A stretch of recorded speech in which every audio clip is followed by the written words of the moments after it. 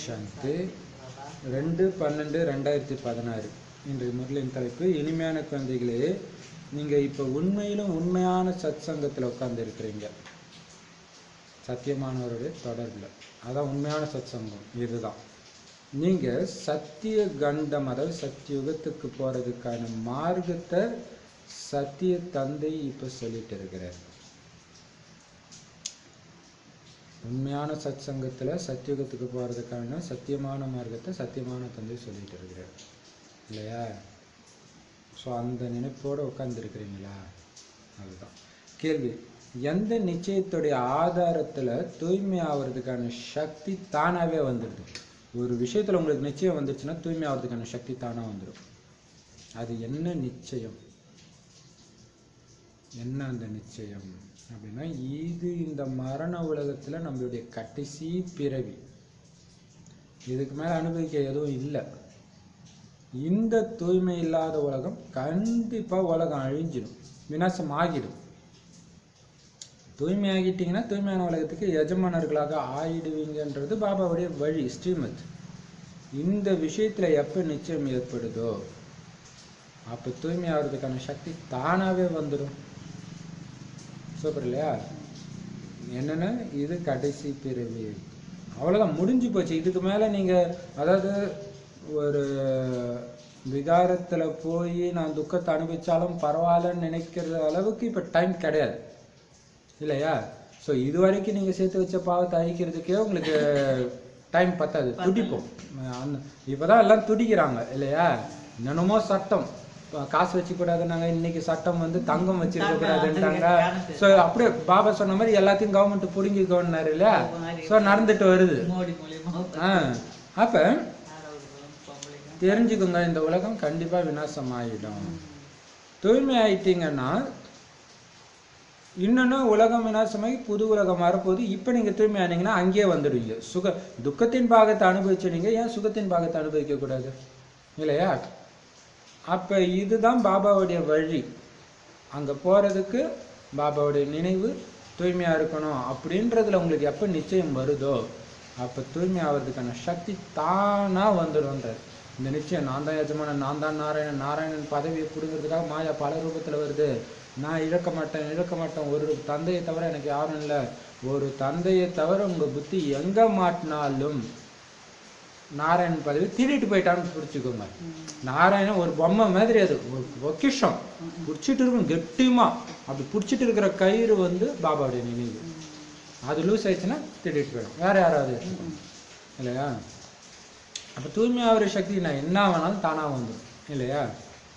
பாடல் கடைசியில் அந்த நாளும் வந்துடுச்சு, அந்த நாளும் வந்துடுச்சு. ஓம் சாந்தி. இனிமையிலும் இனிய ஆன்மீக குழந்தைங்க பாட்டை கேட்டீங்க. இந்த பாட்டு உங்களுக்கு வைரம் போன்றதாகும், விலை மதிக்க முடியாத பாட்டுன்றார். இது கடைசியில் அந்த நாளும் வந்துடுச்சு. மகாபாரத யுத்தத்தின் காட்சிகளை பார்க்கும்போது எனக்காக சொர்க்கவாசல் திறந்து கொண்டிருக்கிறதுன்ற போதனை சொல்றாங்க. அந்த நாள் வந்துடுச்சு. ஸோ அதுக்கு தான் நம்ம வெயிட் பண்ணிட்டு இருக்கிறோம்.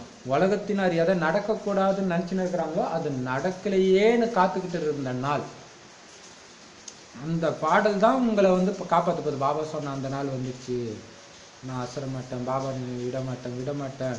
போன தடவை வாணி படிக்கும்போது பாபா நினைவு கட்டாச்சு இல்லையா? இந்த தடவை கட்டாக்காம விடக்கூடாது. ஓகேவா? வைரம் போன்றது.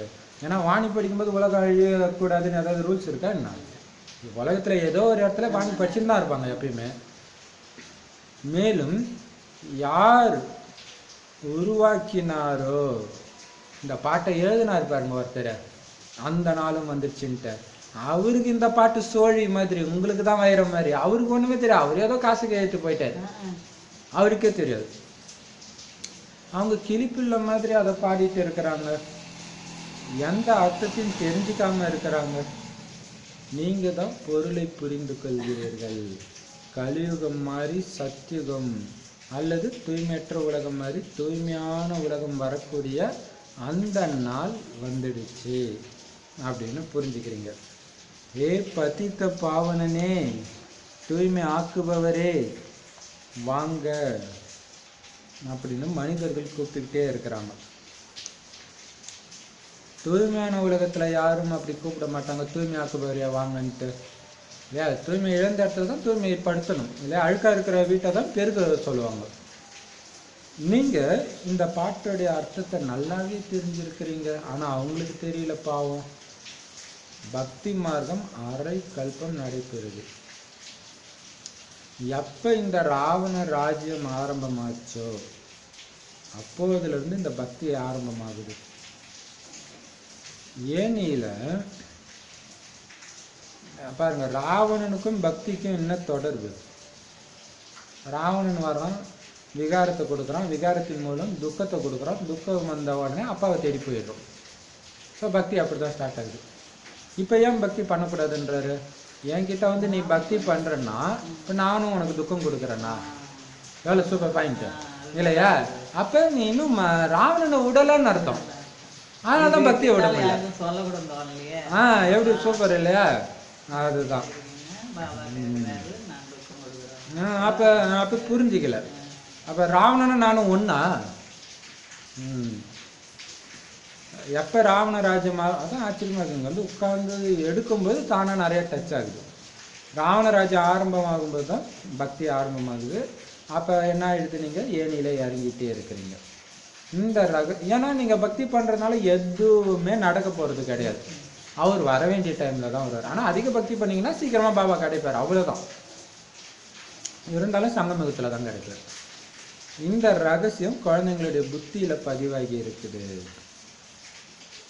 எந்த பாரதவாசிகள் அதுதான் அந்த பக்தி செய்யற நேரத்துக்கு நீங்க ஃபுல் பாபா நினைவுல இருந்தீங்கன்னா எவ்வளவு பவர். நேரம் வேஸ்ட் ஆகுது இல்ல? அதுதான். அங்க போய் கோவிந்தா கோவிந்தாடும் போது நீங்க மட்டும் அமைதியா இருப்பீங்களா? நீங்களும் கோவிந்தா கோவிந்தாடுவீங்க. பாபா சொல்ற, எந்த பாரதவாசிகள் 16 கலைகள் நிரம்பியவர்களாக இருந்தாங்களோ அவங்களே இப்ப 14 கலைகள் உடையவர்களாக ஆனாங்க. இப்ப திரேதா யுகத்துல 16 கலைகள் சத்தியுகத்துல இருந்த அதே தேவதைகளே திரேதா யுகத்துக்கு மறுபிரிவு எடுத்து வரும்போது 14 கலைகள் உடையவர்கள் ஆயிட்டாங்க. 2 கலை போச்சு. யாரு இப்ப வாங்க சொல்றாரு, 16 கலைகள் உடையவங்க கண்டிப்பா 14 கலைகள் உடையவர்களாக ஆவாங்க தானே? இல்லைன்னா யார் ஆவாங்க? நீங்க 16 கலை உடையவர்களாக இருந்தீங்க, இப்ப மீண்டும் ஆகி கொண்டிருக்கிறீங்க. மீண்டும் கலைகள் அதிகரித்து கொண்டு செல்லும். உலகின் கலைகளும் அதிகரிக்கும். முதலில் சதோ பிரதானமாக இருந்த கட்டடம் அவசியம் தம பிரதானமா ஆகணும்.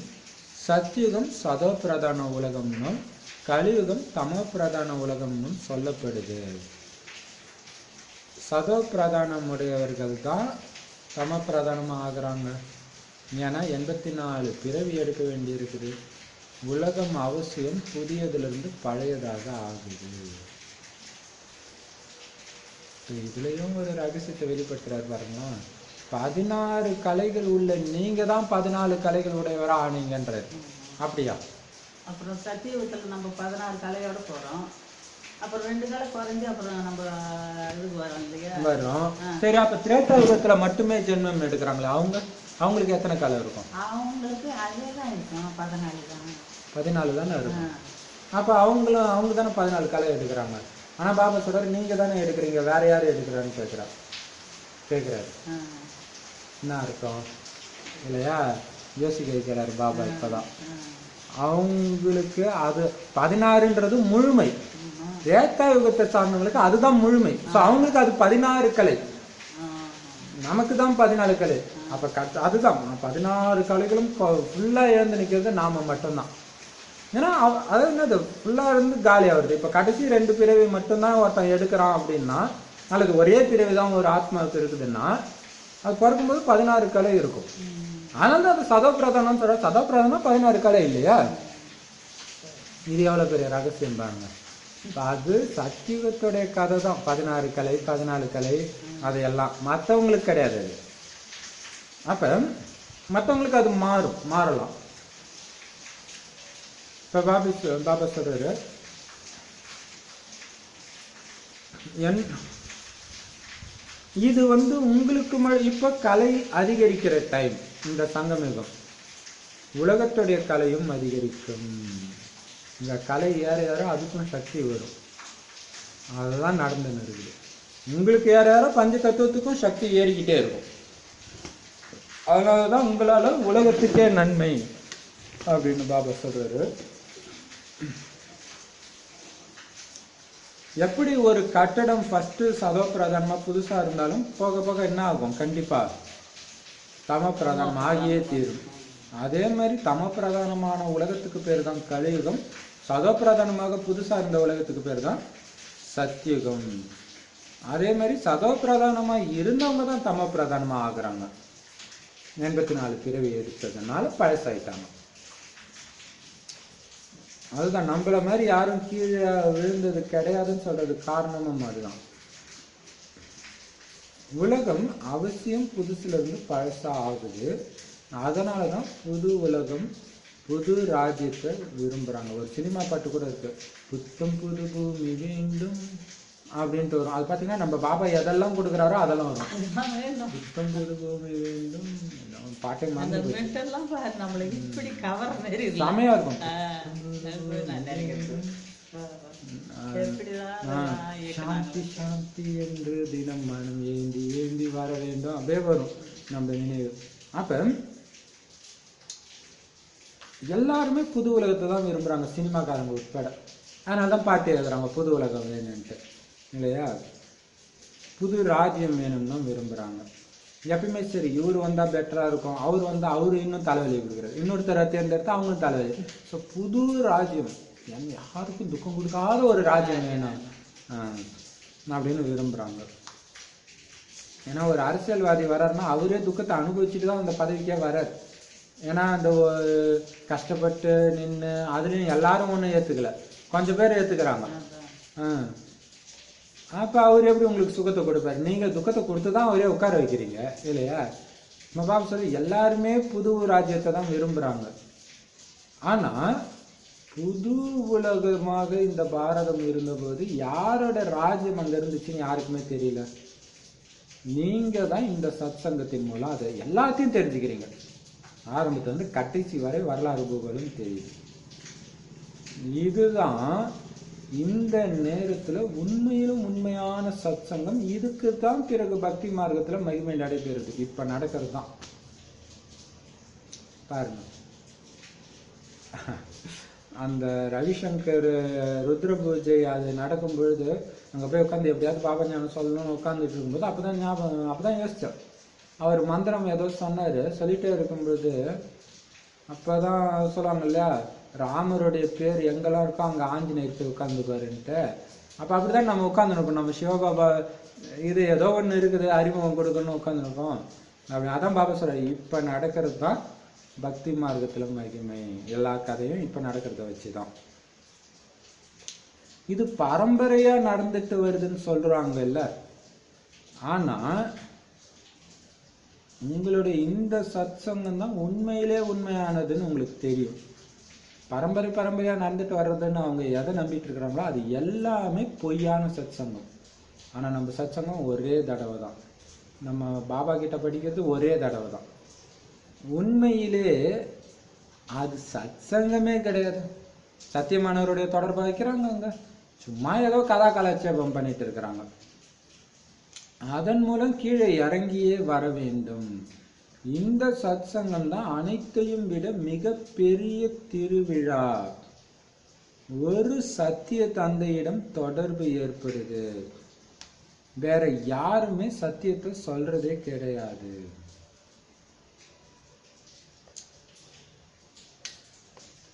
பாருங்க, உண்மையில அது சத் சங்கமே கிடையாது. அவங்க அது எந்த ஞானம் வேணாலும் கொடுக்கட்டும், குரான், பைபிள், கீதை எதா வேணாலும் இருக்கட்டும். ஏன்னா அதை படிச்சு என்ன ஆகிறாங்க, கீழே தான் வராங்க. ஆனா இந்த சத் சங்கம் தான் எல்லாத்தையும் விட ஒரு மிகப்பெரிய திருவிழா, மேளா.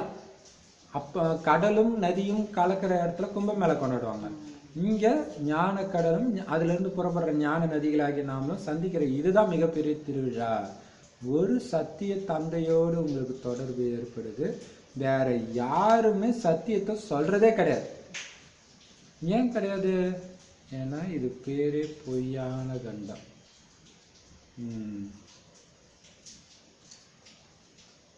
என்னமோ ஒன்று சொல்லுவாங்க, வாழ்க்கையை பொய்யடா வெறும் காற்றடித்த பொய்யடா, வாழ்க்கையை பொய்யடா வரும். என்னமோ ஒன்று வரும், வேற என்னமோ வரும், வாழ்வே மாயமடா, ஏதோ ஒன்று வரும். அப்ப இங்க இது உண்மையிலன்னா கண்டத்துக்கு தான் அது இல்லையா? பொய்யான கண்டம், பொய்யான மாயை, பொய்யான உடல். ஈஸ்வரன் சர்வவியாபின்னு சொன்னீங்க பாருங்க, அதுதான் முதல் பொய். இறைவனையே பொய் ஆக்கிட்டாங்க. கடவுள் எங்கும் நிறைந்தவர்னு ஃபர்ஸ்ட் என்னைக்கு சொல்ல ஆரம்பிச்சாலும் அதை வச்சுதான் மற்ற என்ன பண்ணா கடவுளே இல்லைன்னு சொல்ல ஆரம்பிச்சுட்டான். கொஞ்சம் யோசிச்சான், எல்லா இடத்துலயும் இருக்கு, எல்லா இடத்துலயும் இப்படி எப்படி இருக்கும், அதனால என்ன பண்ணா கடவுளே இல்லை, எல்லா இடத்துலயும் இருந்து எனக்கு என்ன நன்மை, அதனால இல்லைன்னுட்டான் இல்லையா? கடைசியில இறைவனை பொய்யாக்கிட்டாங்க, சத்தியமானவரே பொய்யாக்கிட்டாங்க இல்லையா? எல்லா இடத்துலயும் இருக்கிறாருன்னா அது உண்மையான அறிமுகம் இல்லை இல்லையா? அதனால நீங்க முதல்ல தந்தையுடைய உண்மையான அறிமுகத்தை கொடுக்கணும். அவங்க தவறான அறிமுகத்தை கொடுத்துட்றாங்க. எங்கும் நிறைந்த 108 தடவை காலைல எழுந்துச்சு ஓம் நமச்சிவாய சொல்லு. அதனால என்ன லாபம் இல்லையா? அதனால அவங்க தப்பான அறிமுகத்தை கொடுக்குறாங்க. சிவனை பத்தி பேசல, அந்த மந்திரத்தை சொல்றத பத்தி பேசின்னு இருக்கிறாங்க. காலைல எழுந்துச்சு 108 தடவை சொல்லுங்க. குளிச்சுட்டு இதை படிச்சது இது 108 தடவை மணியை விட்டுறது. 108 தடவை என்ன சொல்லுங்க? ஓம் கிரீம் நமச்சிவாய, ஓம் கிரீம் நமச்சிவாய. பொய்னாலே பொய்யே தான் இருக்குதான், உண்மை எதுவுமே கிடையாது. பாக்குறது எல்லாம் பொய். மாயாவுடைய ராஜ்யம் பலபலன்னு இருக்கும், ஆனா எல்லாமே என்னது பொய். நாம என்ன நினைச்சிட்டோம், மாயானா அது ஏதோ ஒரு மாதிரி இருக்கும், இல்லாத மாதிரி இருக்கும். ஆனா இதுதான் மாயா, பாக்குற எல்லாம் மாயா தான், பொய்யான கண்டம். உண்மை எதுவுமே கிடையாது. அதனால சத்தியமான ஒருத்தரோட மட்டும் தொடர்பு வைங்க. இது ஞான விஷயம். தண்ணீர்னு சொல்றது பொய் கிடையாது. இது ஞானம் மற்றும் அஞ்ஞானத்துக்கான விஷயம். ஞானத்தை ஒரே ஒரு ஞானக்கடல் தந்தை கொடுக்கிறாரு. இதுதான் ஆன்மீக ஞானம்னு சொல்லப்படுது. சத்தியுகத்துல பொய் என்பதே இருக்காது. ராவணன் உண்மையான கண்டத்தை பொய்யான கண்டமா ஆக்கிட்டான். நான் சர்வவியாபி கிடையாதுன்னு தந்தை சொல்றது. எப்படி சொல்றாருன்னா, அப்ப கேட்பாங்க, புதுசா வரவங்க என்ன கேட்பாங்க, அங்க சொன்னதெல்லாம் பொய்ன்றீங்க, நீங்க சொல்றது மட்டும் உண்மை, நாங்க எப்படி ஏத்துக்கிறது? நிறைய பேர் கேட்பாங்க. அது அதான் பாச, தண்ணின்னு சொன்னா பொய் கிடையாது. இப்பதான் கரெக்டா கடவுள் இப்படிதான் இருக்கிறாருன்னு சொல்றது எப்படி பொய்? இப்படின்னே தெரியாம எல்லா இடத்துலயும் இருக்கிறாரு அப்படி இப்படின்னு சொன்னா அங்கெல்லாம் மாய மூடிட்டு இங்க சொல்லும்போது ஏன் கேக்குறீங்க? ஒரு ஞானக்கடல் கொடுக்கறதுக்கு பேரு தான் ஞானம். மற்ற எல்லாமே என்னது? அஞ்ஞானம் தான். பாபா கொடுக்குற ஞானத்துக்கு பேர் தான் ஆன்மீக ஞானம். இதன் மூலமாக உருவாக்கப்படுற அந்த சத்தியமான கண்டத்துல, சத்தியுகத்துல பொய்யே இருக்காது. பொய்னா என்னன்னே தெரியாது, பொய்யே இருக்காது, எல்லாமே உண்மை. இங்க தங்கம் மாதிரியே மின்னும் கவரி, அங்க உண்மையான தங்கம் மின்னும். இங்க உண்மையான தங்கத்தை போட்டுலாம் ரோட்ல நடக்க முடியாது, கவரிங் வேணா போட்டு நடப்பாங்க. ஆனா அங்க உண்மையான தங்கத்தை போட்டு நடப்பாங்க, எந்த பயமும் இருக்காது. நான் சர்வவியாபின்னு சொன்ன முதல் பொய் இருக்குது இல்லையா, அதை உடைக்கிறார் பாபா. நான் சர்வவியாபி கிடையாது, உண்மையை நான் தான் சொல்கிறேன். அதான் சத்தியம் சிவம் சுந்தரம் சொல்றது இல்லையா. நான் சத்திய மார்க்கம், அதாவது சத்திய கண்டம் போறதுக்கான மார்க்கத்தை சொல்றேன். எப்படி? உண்மையான மார்க்கம். என்ன உண்மையான மார்க்கம்? சத்தியமான மார்க்கம். எல்லாம் சொல்லிக்குவாங்க அவங்கவுங்க மதத்தை, சத்தியமான மார்க்கம். சத்தியமான கண்டத்துக்கு அழைச்சிட்டு போறதுக்கு தான் சத்தியமான மார்க்கம்னு பேர். அதை நான் தான் சொல்றேன். நான் உங்களுடைய உயர்ந்ததிலும் உயர்ந்த தந்தை, உங்களுக்கு ஆஸ்தி கொடுக்கறதுக்காகவே வர. இல்லைன்னா இந்த இடத்துல அவர் எதுக்கு வரணும்? அவருக்குன்னா தலையெத்தா? ஆஸ்தி கொடுக்கறதுக்காகவே வர. குழந்தைகளாகிய உங்களுக்கான ஆஸ்தி எடுத்து வந்திருக்கிறேன்.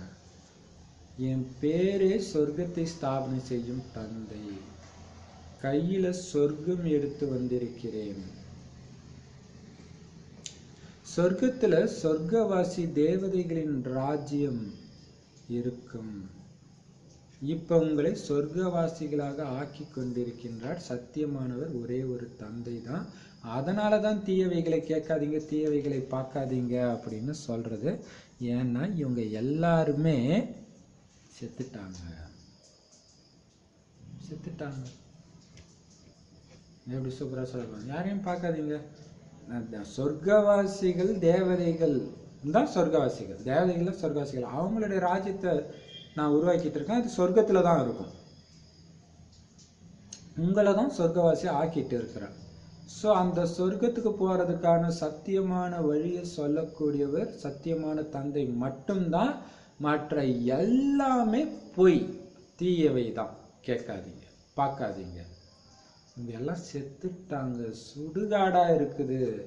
இதை பார்த்தும் பார்க்காது இருக்க வேண்டும். செமவாணி இந்த வாணி, பயங்கரமானது இல்லையா? செத்துட்டாங்க, புரிஞ்சு. இது ஆக்சுவலா நாங்கள் ப்ராக்டிஸ் கூட பண்ணியிருக்கிறோம் இது இல்லையா? செத்ததாவே நினைச்சுக்கோங்க. சூக்ஷ்ம உடல்ல சுத்திக்கிட்டு இருக்கிறாங்க, அப்படி பண்ணி பேசுங்க. அப்ப நமக்கு ஒன்றும் பிரச்சனை இருக்காது. இது முக்கியமா ப்ராக்டிஸ் போட்டு ஆகும் இல்லையா?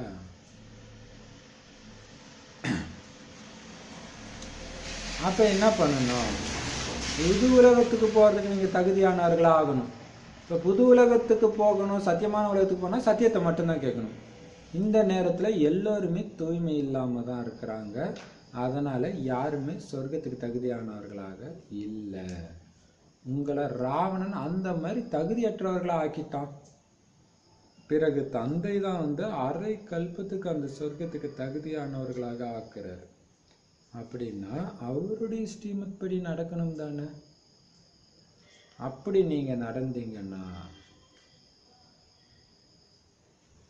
உங்களுக்கு நான் பொறுப்பாளி. ஸ்ரீமத் படி நடங்க. உங்க வாழ்க்கையை பத்தி நீங்க கவலையே படணும். நான் சொல்ல கண்ணை மூடிட்டு செய்யுங்க. பிறகு அவர் பொறுப்பாளி ஆயிடுவாரு. அது எவ்வளவு கஷ்டமா இருக்கட்டும், நீங்க செய்யுங்க, நான் பொறுப்பாளிங்க. பாபா சொன்னார், நான் செய்யறேன், அவ்வளவுதான். முழு உலகத்தையும் தூய்மையாக்கும் பொறுப்பை தந்தை எடுத்திருக்கின்றார்.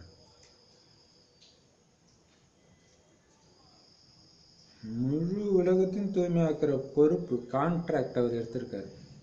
அவர் என்ன வழி சொன்னாலும் முந்தைய கல்பத்துல சொன்னது போலவே தான் இருக்கும். இதுல நீங்க குழப்பமடையவே வேண்டாம். எது கடந்து முடிந்ததோ நாடகப்படி முடிந்ததுன்னு சொல்லலாம். விஷயம் முடிஞ்சிருச்சு, இப்படி செய்யுங்க அப்படின்னு ஸ்ரீமத் சொன்னா அதன்படி செய்யணும். அவர் அதுக்கு சுயம் பொறுப்பாளியாக ஆகிடுறாரு. எப்படி செய்யறதுன்றத பாபா பார்த்துக்குவார். சொல்றத அப்படியே கண்ணு முடிச்சு செய்யுங்க, கூடவே இருப்பார். ஏன்னா அவரு தான் கர்மத்திற்கான தண்டனை கொடுக்கிறாருன்னா அவருடைய விஷயங்களை ஏத்துக்கணும். ஒரு அதுலதான் நிறைய இது இருக்கு. அப்ப செய்யற காரியத்துக்கெல்லாம் அவர் தான் தண்டனை கொடுக்கிறாரு அப்படின்னா அவருக்கு தெரியும் தானே இந்த விஷயம் செஞ்சா. இப்ப பாத்தீங்கன்னா சொல்லுவாங்க, மதுபன்ல ஒருத்தருக்கு வந்து பயங்கர கேஸ் ப்ராப்ளமா, அமிர்தாவில் உட்கார கூட முடியலையா. பாபாட்ட கேட்டார், என்ன பாபா உட்கார முடியலன்னா அவருக்கு வாய்ஸ் கேட்டுருக்குது, மலைக்கு கீழே ஏதோ கிணறு தோன்றாங்க, அந்த தண்ணி எடுத்து குடின்ட்டு. ஒருத்தர்கிட்ட சொல்லி அவர் எடுத்துட்டு வந்து குடிச்சார். அது சுத்தமான தண்ணியா, எதை பத்தியும் காலப்பில்ல, கண்ணு மூடிட்டு. ஏன்னா அவரு சொல்றாரு, சரியாயிடுச்சு டக்குன்னு. அதுதான். அப்ப நீ செய்யற காரியத்துக்கு தண்டனை கொடுக்க போறது நான் தானே. இப்ப நான் சொல்றது செய்ய, ஏத்துக்கோ, அதுல உனக்கு நன்மை இருக்கும் கண்டிப்பா, இல்லையா? அவருக்கு தெரியும் தானே. இனிய குழந்தைகளே, நீங்க இல்லறத்துல இருந்தாலும் கூட இந்த கடைசி பிறவில தூய்மையா இருங்க. இந்த மரண உலகத்துல இது நம்மளுடைய கடைசி பிறவி. இந்த விஷயத்தை புரிஞ்சுக்கிட்டீங்கன்னா தான் தூய்மையாக முடியும். இதுல நிறைய ரகசியம் இருக்குது. இப்ப என்னன்னா ஒண்ணுமே யோசிச்சு பாருங்களா. அந்த சென்னையில போன தடவை வந்து கழுத்தளவு தண்ணி வந்து நின்றுச்சு, நைட்டு ஃபுல்லா இருந்திருக்கிறாங்கன்னு நிறைய பேர் சொல்றாங்க. அது எப்படி இருக்கும்? இப்போ பாபா இப்ப அசரீரி பயிற்சி, இப்ப கூட பழைய வாணி ஒண்ணு கேட்டான். அதுல பார்த்தா கடைசி நேரத்துக்கு பயங்கர காட்சி பார்க்கறதுக்கு சக்தி வேணும்னா இப்பவே அசரீரி ஆகிற பயிற்சியை பண்ணுங்க. திடீர்னு வராது இல்லையா? அதே மாதிரிதான் நீங்க இல்லறத்துல இருந்து தூய்மையா இருந்தீங்கன்னா உங்களுக்கு விகாரத்தின் மீது வெறுப்பு வரக்கூடிய ஒரு சக்தி உங்களுக்கு கிடைக்கும், தூய்மையின் சக்தி. அப்பதான் கடைசி நேர விகார காட்சிகள் உங்களை ஈர்க்காது. நீங்க இப்ப பாபா ஏமாத்திட்டு இருந்தீங்கன்னா கடைசி நேர விகார காட்சி உங்களை ஈர்த்துடும், ஃபுல் அவுட். அதுக்குதான் அந்த சக்தியை வர்றதுக்கு தான் அவர் சொல்றாரு. எல்லாமே அவர் பண்ற A to Z அவர் சொல்றதெல்லாம் இந்த கடைசி நேரம் எதுவுமே உங்களை கொஞ்சம் கூட அசைச்சிடக்கூடாது. அந்த கழுத்தளவு தண்ணி வந்தாலும் சரி, அதுக்கு மேலேயுமே போனாலும் சரி, அசையாம இருக்குன்னா இப்பத்துல இருந்தே அவர் சொல்ற அந்த பயிற்சியை பண்ணிக்கிட்டே இருக்கணும் இல்லையா? இந்த மரண உலகத்துல இது கடைசி பிறவின்னு புரிஞ்சுக்கோங்க. இல்லறத்துல இருந்தாலும் தூய்மையா இருங்க. ஏன்னா இந்த கடைசி பிறவி தான் அடுத்த கல்பத்துடைய ஆரம்பத்தை நிர்ணயிக்குது, இந்த சமஸ்காரம். அப்ப அங்க வரணும், அங்க எப்படி இருப்பாங்களோ அதே மாதிரி இங்கே இருங்க. இந்த ரகசியத்தை புரிஞ்சுக்கிட்டாதான் உங்களால தூய்மையாக முடியும், அந்த சக்தியும் கிடைக்கும். எப்ப தூய்மை இல்லாத உலகம் விநாசம் ஆகணுமோ அப்பதான் தந்தை வர்றார். அவர் வர்றதே, அவரை சிவனை சங்கரை சுடுகாட்டுல தானே காட்டுறாங்களே இல்லையா? அப்ப அந்த டைம்ல தான் அவர் வர்றாரு. அப்புறம் என்ன உங்களுக்கு டவுட்டு? இன்னும் இருக்குன்னு டவுட்டா? நிறைய பேர் பார்த்தீங்கன்னா 20 வருஷத்தில் சொர்க்கம் வருதுன்னா பாபா குழந்தைங்களே 20 வருஷம் போடாதீங்க. அப்புறம் என்ன, அவங்களுக்கு நம்பிக்கை இல்லை, இன்னும் இருக்கும்னு நான் ஆசைப்பட்டுன்னு இருக்கிறாங்க. இருக்கு நம்பிக்கை இல்லை, விருப்பம் இல்லை, இஷ்டம் இல்லை. அதுக்குதான் பாபா சொல்றாரு, நான் அந்த டைம் தான் வருவேன்றது கூட உங்களுக்கு புரியல. எப்ப தூய்மை இல்லாத உலகம், ஏன்னா அதுதான் வித்தியாசமே. மற்றவங்க கிறிஸ்தவர்கள் கூட தான் சொல்றாங்க சொர்க்கம் வரப்போகுதுன்ட்டு. அப்ப நமக்கு அவங்களுக்கு வித்தியாசம். நம்ம கரெக்டா டேட்டோட சொல்றோம் இல்லையா? வருஷம் சொல்றோம் துல்லியமா. எப்ப தூய்மை இல்லாத உலகம் விநாசமாகணுமோ அப்பதான் தந்தை வர்றாரு. வந்த உடனே முதல்ல ஸ்தாபனை பண்றாரு, புது உலகத்துக்கான ஸ்தாபனை. பிறகுதான் பழைய உலகத்துக்கான விநாசம் அப்படின்னு அர்த்தம் தரும்படியான வார்த்தை எழுதணும். புது உலகத்தை படைத்து பழைய உலகத்தை அழிக்கிறாருன்னு எழுதுங்க, அர்த்தத்தோடு எழுதுங்க. இதுல இன்னொரு விஷயம், அர்த்தம் தரும். இப்ப இந்த ஸ்தாபனை விநாசம்ன்றதே தமிழ் வார்த்தை கிடையாது. ஸோ அதை தமிழ்ல புரியுற மாதிரி நம்ம எழுதணும். என்ன பண்ணாங்க, பாபா சொல்லிட்டான்னு அப்படியே கண்ணை மூடிட்டு அதே வார்த்தையை யூஸ் பண்ணா உங்களுக்கு என்ன புரியும்? விநாசம்னா யாருக்கு என்ன தெரியும் இல்ல? இப்ப பாபா சொல்றாரு, ஸ்தாபனை பாலனை விநாசம் என்று கிடையாது. ஆனா அவங்க அப்படி காட்டிட்டாங்க, படைக்கும் கடவுள் காக்கும் கடவுள் அழிக்க, படைச்சிட்டு காத்துட்டு அப்புறம் அழிப்பாங்கன்னு நினைச்சிட்டாங்க. ஆனா உண்மையிலே பழைய உலகத்தோடைய அழிவு, புது உலக ஸ்தாபனை, பழைய உலகத்தோடைய அழிவு, அதுக்கப்புறம் தான் காக்கிறது நடக்குது இல்லையா? இப்ப நாம படிச்சு உயர்ந்த பதவியை அடைவோம்னு இப்ப தெரிஞ்சுக்கிட்டீங்க. இதை நீங்க புத்தியில வச்சுக்கணும். சில குழந்தைங்க நல்லா புரிய வைக்கிறாங்க. இது பார்த்தீங்கன்னா இது ஞாபகம் இருக்குது, ஒரு முருகன் கோயிலா என்ன கோயில்னு தெரியல, எங்க பார்த்தேன்னே தெரியல. அங்க பார்த்தா முருகன் இப்படி சொல்லுவார், இப்படி இருக்கும். சிவன் இப்படி கேட்பார். அப்பாவுக்கே பாடம் சொன்ன முருகன். அது எந்த குழந்தைன்னா பாபா சொல்றதெல்லாம் கேட்காத குழந்தை. பாபாக்கு உனக்கு தெரியுமா பாபா இல்லையா? அதுக்குதான் பாபா சொல்ற, நான் சொல்றேன்னா நான் தானே தண்டனை கொடுக்க போறேன், ஒழுங்கா ஏத்துக்கோங்க அப்படின்னு. இப்ப பாபா சொல்றாரு, பாபா சொல்றது மாதிரி ஒழுங்கா படிச்சோம் அப்படின்னா உயர்ந்த பதவி அடைவோம் அப்படின்னு புத்தியில இருக்கணும். சில குழந்தைங்க நல்லா புரிய வைக்கிறாங்க. ஆனா உண்மையான அந்த குஷி, பாபா சொல்ற அந்த ஞானத்தை சிந்தனை பண்ணும்போது வர்ற குஷி யாருக்குமே இருக்கிறது கிடையாது. சும்மா கிளி மாதிரி நினைவு செய்யறாங்க. எப்படி சூப்பரா சொல்லியிருக்காரு பார்த்தீங்களா? கிளி மாதிரி நினைவு செஞ்சிருக்காங்க. அங்க ஒரு கமெண்ட்ரி போட்டுக்கிறது, அதையே கேட்டுக்கிட்டு இருக்குது. அதனாலதான் குஷி வர மாட்டேன். நினைவு செய்யறாங்க அல்லவா? உங்களுடைய புத்தியிலும் நன்றாக தாரணை செய்யணும். என்னெல்லாம் சாஸ்திரங்கள் இருக்குதோ அது எல்லாமே பக்தி மார்க்கத்துடையது. அதனால சத்தியம் எது அப்படின்னு முடிவெடுத்துக் கொள்ளுங்கள்.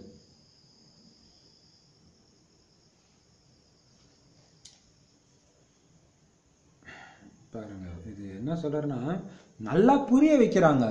ஆனா உண்மையான அந்த குஷி யாருக்கும் கிடையாது. கிளி மாதிரி நினைவு செய்யறாங்கன்ற ஒண்ணு, கிளி மாதிரி படிச்சு சொல்றது அந்த அர்த்தத்திலயும் சொல்றாரு. இன்னொன்னு அது புத்தியில அவங்களுக்கு தாரணை ஆகல. எப்படி வேத சாஸ்திரத்தை படிச்சுட்டா அப்படியே அந்த இதுல பார்த்தா அப்படிதான் இருந்துச்சு. அந்த ருத்ர பூஜையில அவங்க பாட்டு என்னமோ படிச்சு ஒப்பிச்சிட்டு இருக்கிறாங்க. அதான் பாபு சாஸ்திரங்கள்ல இருக்கிறதெல்லாம் பக்தி மார்க்கம். அதனால சத்தியம் எதுன்னு முதல்ல நீங்க முடிவு எடுங்க. அவங்களும் சொல்றாங்க, நானும் சொல்றேன். அது பாருங்க, பாபா வர்ற டைம்ல பாத்தீங்கன்னா நிறைய பேர் தன்னை கடவுள்னு சொல்லிக்கிறவங்க உருவாயிடுறாங்க. அப்படித்தானே இருக்குது. இப்ப எல்லாரும் மாதிரியுமே தான் இங்கேயும் இருக்குது. ஸோ இதை கண்டுபிடிக்கிறதுல தான் டேலண்ட். அதனால தான் யாராலும் கண்டுபிடிக்க முடியல. டக்குன்னு வந்து பார்த்தாலும் ஒன்றும் கண்டுபிடிக்கும். ஆனால் கிளாஸ் கேட்டால் வரும் ஞானம் இல்லையா? சத்திய நாராயணனுடைய கதையை உங்களுக்கு தந்தை தான் ஒரே ஒரு முறை தான் சொல்றாரு. தந்தை ஒரு பொழுதும் பொய் சொல்ல முடியாது. இந்த கலியுகத்துல உண்மை பேசக்கூடிய ஒரே ஒருத்தர் இருக்காருன்னா அது பாபா மட்டும்தான் இல்லையா? அவரு பொய்யே பேச முடியாது, பேசவும் தெரியாது. தந்தை தான் சத்திய கண்டத்தை ஸ்தாபனை செய்யறாரு, சத்தியமான கதை சொல்றாரு. இதுல பொய் இருக்க முடியாது. நாம யாரு கூட உட்கார்ந்துட்டு இருக்கிறோன்ற நிச்சயம் குழந்தைங்களுக்குள்ள இருக்கணும். அப்படின்னு அர்த்தம். அன்னைக்கு வானிலை ஏதோ குழந்தைங்களுக்கு டவுட்டோட போய் உட்கார்ந்து இருக்கிறாங்க இல்லையா? அதான் மறுபடியும் சொல்றாரு, நான் போய் சொல்ல முடியாது. யார் கூட உட்கார்ந்துட்டு இருக்கிறோன்ற நிச்சயம் உங்களுக்கு இருக்கணும். கடவுள் முன்னாடியே உட்காந்துட்டு ஒரு கடவுள் தானான்னு யோசிச்சுட்டு இருந்தீங்கன்னா எப்படி சொல்றாரு இல்லையா? தன்னிடம் நினைவால் தொடர்பு வைத்துக் கொள்ள தந்தை கற்றுக் கொடுக்கிறார். எப்படி பாபாவோட நினைவு வச்சிருக்கிறதுன்ற ரகசியத்தை கற்றுக் கொடுக்கிறார். சத்தியமான அமரக்கதை, அதாவது சத்திய நாராயணன் கதையை சொல்லிட்டு இருக்கிறாரு. இதன் மூலமாகத்தான் நாம நரன்ல இருந்து நாராயணன் ஆகிட்டு இருக்கிறோம். பிறகு இதற்குத்தான் பக்தியில மகிமை பாடுறாங்க சத்யநாராயணன் கதை. இதை வச்சு அந்த மகிமையா உருவாக்கப்பட்டது. இந்த கீதையோட மகிமையா உருவாக்கப்பட்ட அந்த கீதை அது ஒரிஜினல் கீதை கிடையாது இல்லையா? இதை நீங்க புத்தியில வச்சுக்கணும். நரன் அவர் சத்யநாராயணன் கதையை ஒரே தடவை சொல்றாரு. அதுல நிச்சய புத்தியோட கேட்கறவங்க என்ன ஆயிடுறாங்க? சத்யநாராயணா ஆயிடுறாங்க. நமக்கு எந்த மனிதனும் கற்பிப்பது கிடையாது. ஆத்மாக்களாகிய நமக்கு ஆன்மீக தந்தை கற்பிக்கிறார். அது எப்ப ஞாபகம் இருக்கும்? நீங்க ஆத்மாவா உட்கார்ந்தீங்கன்னா தான் ஞாபகம் இருக்கும். ஏதோ மனுஷன் கற்றுக் கொடுக்கல. ஆத்மாக்களாகிய நமக்கு தந்தையாக இருக்கும் சிவபாபாவே கற்பிக்கிறார். சிவபாபா எதிரில நாம இப்ப உட்கார்ந்துட்டு இருக்கிறோம். மதுவனுக்கு வரீங்கன்னா போதை அதிகரிக்குது, இங்க உங்களுக்கு புத்துணர்வு கிடைக்குது. சிறிது காலத்திற்கு இங்க வருவதன் மூலம் புத்துணர்வு அடைஞ்சிடுறோன்னு நீங்க உணர்றீங்க. வெளியில தொழில் போன்ற விஷயங்கள் இருக்குது. அதனால பாபா சொல்றாரு, ஏ ஆத்மாக்களே என்று தந்தை ஆத்மாக்கள் பேசுறாரு. அப்ப பாருங்க, அப்ப இதுதான் அந்த, அதாவது நிறைய பேருக்கு மதுபன் போயிட்டா அடடா அங்கேயே இருந்தெல்லாம் போல, ஐயோ எவ்வளவு சுகமாச்சு. ஏன் அப்படின்னா மற்ற தொழில் மற்ற விஷயங்கள் ஃபோனு அது இதுன்னு இருக்கு டிஸ்டர்பன்ஸ். அங்க எதுவும் கிடையாது. ஏன்னா அங்க ஃபோன் பேசினா கூட மற்றவங்க சொல்லுவாங்க ஆஃப் பண்ணுங்க, எல்லாம் யோகத்துல இருங்க இல்லையா? பாபா சொல்றாரு, அதனால உங்களுக்கு புத்துணர்வு கிடைக்குது. வெளியில போனாதான் தேவையில்லாத டென்ஷன். தந்தை கூட நிராகாரம். ஆனா பழைய மாதிரி இப்ப அனுபவம் பண்ண முடியாது யாராலையும். ஏன்னா அப்ப செல்போன்லாம் கிடையாது. இப்ப இங்க உட்காந்துக்கிட்டு மதுபன்ல உட்காந்துக்கிட்டே கூட பிசினஸை பத்தி பேசுவாங்க தானே. அப்ப அந்த ஒரிஜினல் அந்த இதை அனுபவிக்க முடியாது அவங்களால. ஏ ஆத்மாக்களே அப்படின்னு பாபா ஆத்மாக்கள் கிட்ட பேசுறாரு. தந்தையும் நிராகாராக இருக்கிறாரு. ஆனா அவரை யாருமே தெரிஞ்சுக்கல. பிரம்மா விஷ்ணு சங்கரை பத்தி யாருக்கும் தெரியல. எல்லார்கிட்டையுமே ஆனா சித்திரம் இருக்குது. காகிதத்தின் சித்திரத்தை பார்த்து சிலர் கீழ்ச்சிடுறாங்க. சிலர் வெகு தொலைவில் சென்று எவ்வளவு பூஜைகள் செய்யறாங்க. சித்திரங்களை வீட்டிலும் வச்சிருக்கிறாங்க தானே. பிறகு இவ்வளவு தூரம் சென்று அலையிறதுனால என்ன பலன்? இப்ப குழந்தைகளாகியவங்களுக்கு இந்த ஞானம் கிடைச்சிருக்குது. அதனால அது பொய்யானதாக தோன்றுகிறது. கிருஷ்ணரை இங்கேயே வெள்ளையாக அல்லது கருப்பாக உருவாக்கிவிட முடியும். பிறகு ஏன் ஜெகநாத் புரிக்கு போய் பார்க்கறாங்க? அத இந்த விஷயங்களையும் நீங்கள் அறிவீர்கள். கிருஷ்ணரை ஏன் ஷியாம் சுந்தர், இதை வேற புத்திசாலித்தனமா சொல்றாங்க பாருங்க. பாபா சொல்றாரு, எல்லார்கிட்டயுமே தான் சித்திரம் இருக்குது, வீட்டிலே இருக்குது. அப்புறம் எதுக்கு அந்த சித்திரத்தை பார்க்கறதுக்கு, அது சிலையா இருந்தாலும் சரி போட்டோ இருந்தாலும் சரி, தூரம் தூரமா போய் பூஜை பண்ணிட்டு இருக்கிறீங்க கோயிலுக்கு போயிட்டு? உங்க வீட்டிலே உருவாக்க முடியும் தானே? கருப்பு செலவு வேணுமா, கருப்பா கூட வீட்டிலே பண்ணிக்கலாமே, போயிட்டு வர செலவு மிச்சம் தானே அப்படின்னு கேட்டா, அதுக்கு ஒரு இயக்கத்துக்காரங்க விளக்கம் கொடுத்து எழுதியிருக்கிறாங்க. ஏன் கோயிலுக்கு போக வேண்டும்? நீச்சல் கத்துக்கணும்னா நீச்சல் குளத்துக்கு தான் போகணும், அந்த மாதிரி தான். எப்படியெல்லாம் யோசிச்சு எழுதுறாங்க பாருங்க, இல்லையா? சரி. இப்ப பாப்பா சொல்றாரு,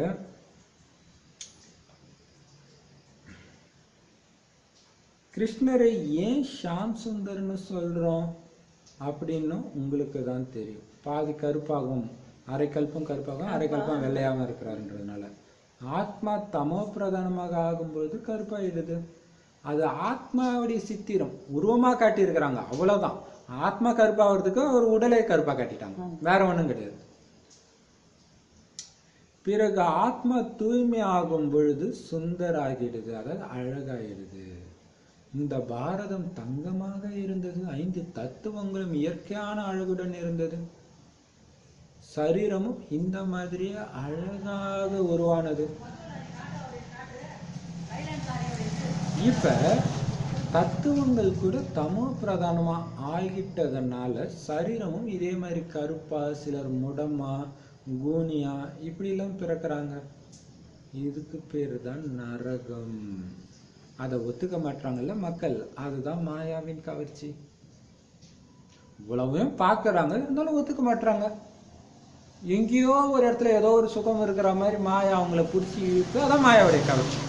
ஆனா இதுதான் நரகம். ஆத்மா சக்தி இழக்கும்போது அது எடுக்கிற உடலுக்கும் சக்தி இல்லாம இருக்குது, ஊனமா பிறகு.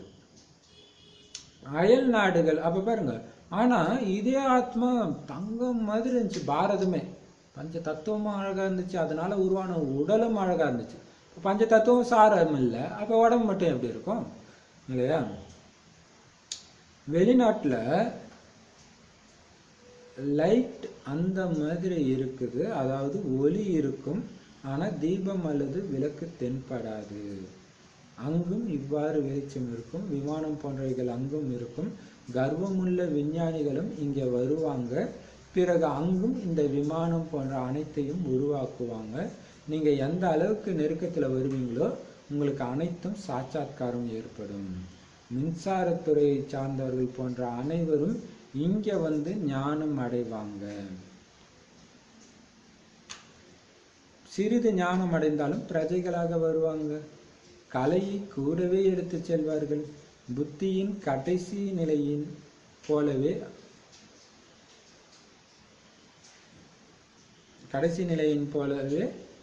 அங்க பிறவி ஏற்படும். ஆம், உங்களை போன்று கர்மாதித்த நிலையை அவங்க அடைய மாட்டாங்க. மற்றபடி ஆத்மாவானது கலையை எடுத்து செல்லும் அல்லவா. டெலிவிஷன் போன்றவைகளில் தூரத்தில் அமர்ந்து கொண்டே பார்த்து கொண்டே இருப்பீர்கள். நாளுக்கு நாள் பிரயாணம் செய்வது கடினமாகிவிடும். உலகில் எதுவெல்லாம் கண்டுபிடித்து பொருட்களை உருவாக்குறாங்க, இயற்கை சீற்றங்களில் எத்தனை பேர் இறந்தனர், வெள்ளம் போன்றவைகளும் ஏற்படும். சமுத்திரமும் சீற்றமடையும், சமுத்திரமும் கூட வறண்டு விடும் அல்லவா. நானுமோ பாபா சொல்றாருல இன்னைக்கு கடைசி நேரத்தை பத்தி. சரி, இப்ப பாபா சொல்றாரு 5 தத்துவங்கள் கூட தமோ பிரதானம் ஆயிடுது. இப்ப வெளிநாட்டுல வந்து லைட்டு இங்கேயுமே கூட அது மாதிரிலாம், அதாவது வெளிச்சம் இருக்கும், ஆனா எங்க இருந்து வெளிச்சம் வருதுன்னு கண்டுபிடிக்க முடியாதான், அந்த மாதிரிலாம் டெக்னாலஜி இருக்கான். இதே மாதிரி சொர்க்கத்திலையும் இருக்குன்றாரு. அது எப்படி இருக்குன்னா இங்க கண்டினியூஷன்.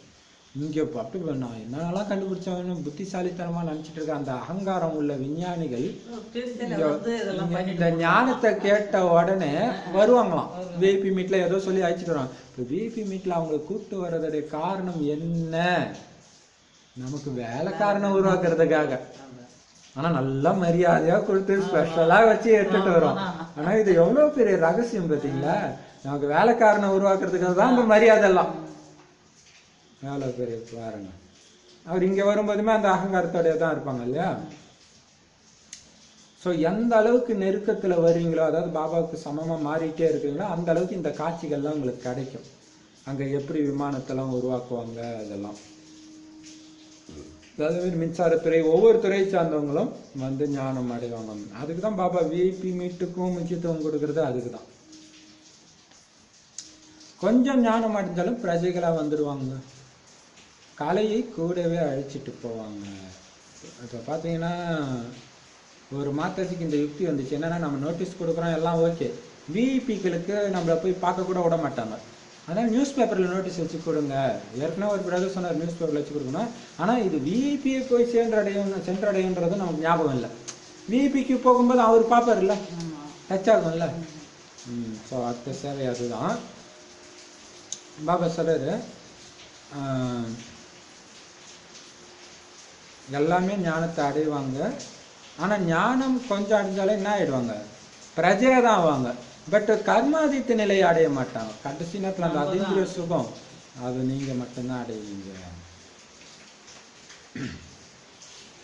மற்றபடி இங்க கடைசி நேரத்துல அவங்களுடைய புத்தியில என்ன கலை இருந்துச்சோ அதை ஆத்மா எடுத்துட்டு போயிடும். அங்க போனோன்னே ஆட்டோமேட்டிக்கா போய் எல்லாத்தையும் எடுத்து அழகா செஞ்சு விட்டுரும். டெலிவிஷன் போன்றவைகளில் தூரத்தில் உட்காந்துக்கிட்டே பார்த்துக்கிட்டே இருப்பீங்கன்றார். அது என்ன அர்த்தத்தில் சொல்றாருன்னு தெரியல. தூரத்தில் அமர்ந்து கொண்டே பார்த்து கொண்டே இருப்பீர்கள். ஓ, அங்கே நடக்கிறது எல்லாத்தையுமே. இது வந்து அப்போத்தைய வாணி, 69க்கு முந்தைய வாணி. 69க்கு முன்னாடி இந்தியாவில் டிவியே வந்திருக்காது இல்லையா? வந்திருந்தாலும் ஒரு எங்கனாச்சும் இருக்கும். அதான் சார் போக நீங்கள் டிவியில் உட்காந்துட்டு எல்லாத்தையும் பார்த்துட்டே இருப்பீங்க என்னென்ன நடக்குதுன்ட்டு. இப்போ அப்படி தானே பார்த்து நடக்கிறோம். அப்போ சொல்லியிருக்காரு வெளிநாட்டில் நடக்கிறதுலாம் நீங்கள் டிவியில் பார்த்துன்னே இருப்பீங்க எல்லாத்தையும். ஆனால் பிரயாணம் செய்யறதெல்லாம் கடினமாகிடும்ன்றார் நாளுக்கு நாள். இந்த இப்போவே காசு இல்லாமல் போக முடியாமல் இருக்கிறாங்க, இன்னும் எப்படின்னு தெரியல. ஆனால் சொல்கிறது பிரயாணம் செய்யறது கடினமாகிடும். உலகத்தில் எதெல்லாம் கண்டுபிடிச்சி பொருளை உருவாக்கிட்டே இருக்கிறாங்க.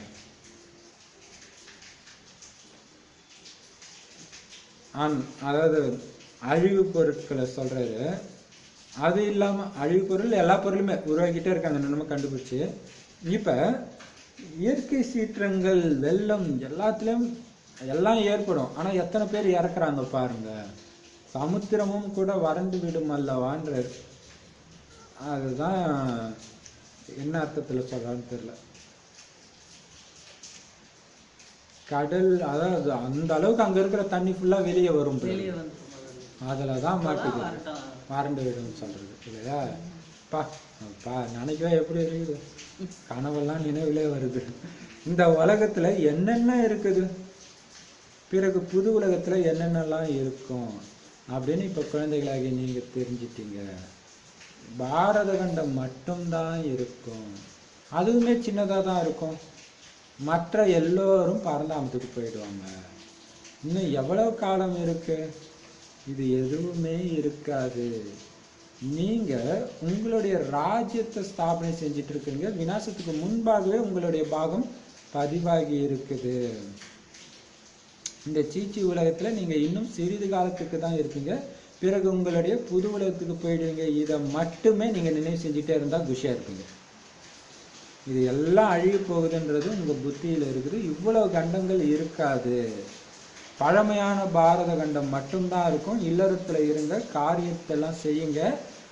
புத்தியில பாபாவுடைய நினைவு மட்டுமே இருக்கணும். மனுஷன்ல இருந்து தேவதையாக்கக்கூடிய கல்வியை நீங்க படிக்கணும். இல்லறத்துல இருந்தாலும் தொழில் செஞ்சாலும் தந்தையையும் சக்கரத்தையும் நினைவு செஞ்சுட்டே இருங்க. ஏகாந்தத்தில் அமர்ந்து ஞான சிந்தனை செஞ்சுட்டே இருங்க. பயங்கரமான ஆபத்துக்கள் வரும். செம்மவானி இல்ல?